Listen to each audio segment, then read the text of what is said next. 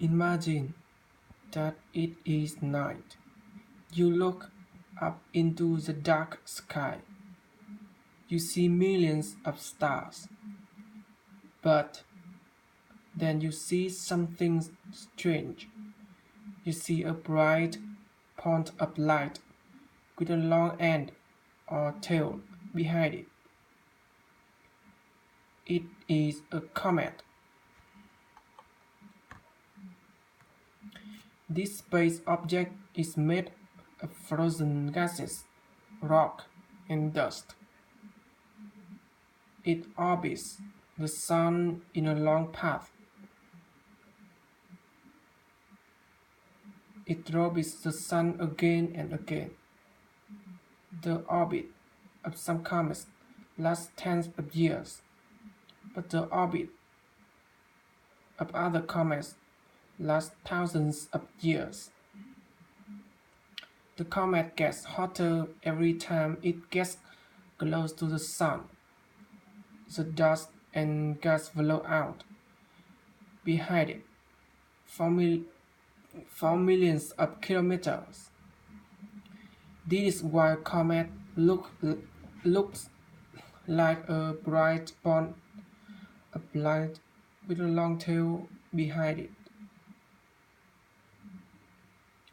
25 years ago, space scientists started to plan a special project involving a comet. They wanted to learn more about the atmosphere of the comet and more about its center and nucleus. So they decided to land a spaceship on a passing comet. They called this project Rosetta. Today's spotlight program is on Project Rosetta. Long ago, people were frightened by comets. They did not know when comets would arrive in the sky, and they believed comets were a sign that something bad would happen.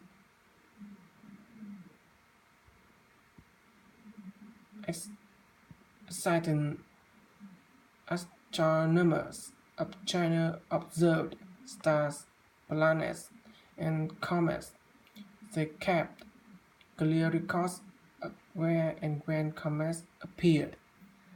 People in other places also record when comets appeared.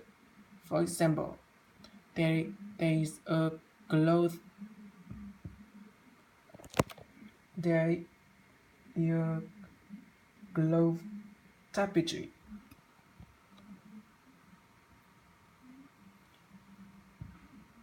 the globetrotting that shows an old battle in the United Kingdom. The tapestry also shows a comet in the sky. This battle was fought in the United Kingdom in 1066. Old records like this happened. Scientists discover when particular comets would arrive in the sky. In 1705, Halley discovered when a particular comet would return. This comet became known as Halley's Comet. It was the same comet and had appeared in 1066. Halley's Comet returns every 76 years. It almost recently returned in 1986. During that year, many people wanted to study Halley's Comet. Russia, France, and Japan sent spaceships or probes to investigate the comet. They could only pass by the comet and collect information about its atmosphere. A probe from Europe called Giotto flew to about 600 kilometers from the comet. Giotto was almost destroyed by the fierce dust of the comet, but it survived. It saw the nucleus of the comet, and then it sent image comet back to the Earth. Jahad of European Space Agency said, "It was a once-in-a-lifetime event. It had a big effect on the general public. It may sound simple to say this, but the picture was a bad thing. The minute you saw it, it was amazing."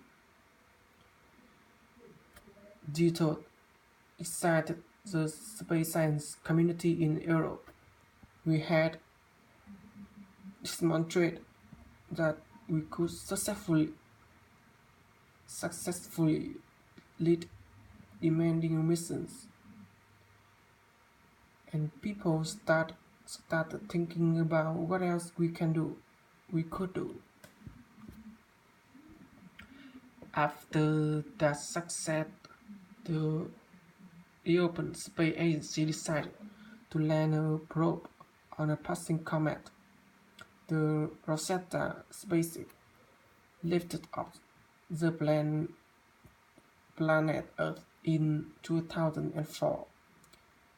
Its purpose was to catch a comet called Comet 67P.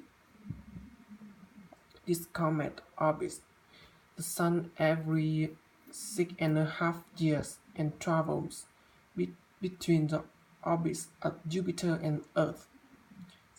The scientists worked hard to establish the exact path of comet. They had to make sure that Rosetta and the comet would meet. This was not easy. The comet travels at 55,000 km per hour and is only about 4 kilometers wide. The Rosetta traveled for 10 years. It went around the Sun 5 times, facing great extremes of hot and cold. At last, on August 6, 2014, Rosetta caught the comet. The space went into a powered orbit around the comet. At times, Rosetta was only 10 kilometers above the comet, and Rosetta took pictures and made maps of the surface of the comet.